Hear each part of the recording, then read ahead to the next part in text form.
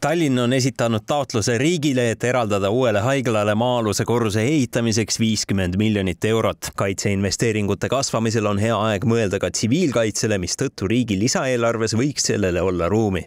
Tallinna haigla kontekstis me tegelikult räägime -2 korrusest, mis kannaks erinevad funktsioonid.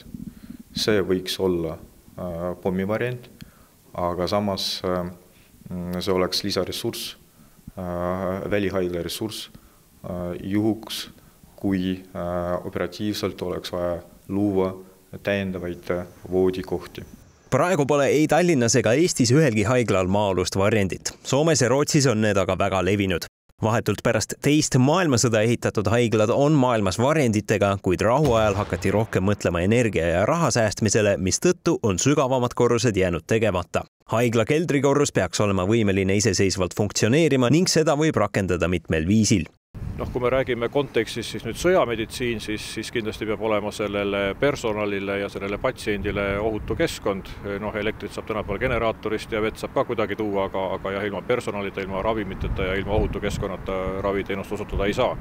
Ja kui me räägime nendest maa-alustest korrustest, siis täna näiteks Rootsis tuntud haigla Södersükyset on sinna ehitanud hoopis omale sellise treeningkeskuse, kus ta siis treenib noori arste ja oma personali. Iisrael näiteks on rakendanud seal hoopis ka COVID-i osakonda, nii et saab ka rakendada selliseid varjendeid ka tavaelus. Praegu kestab veel projekteerimise faas, mis tähendab, et lisarahastuse saamisel on võimalik maa alla korrus planeerida ja välja ehitada. Hiljem seda teha ei saa. Miks seda aga seni ei arvestatud? Pole midagi teha, aga me pidime arvestama ka sellega, et ei olnud selgus finantseerimise osas. Tegelikult ka seda selgust ei ole ka praegu.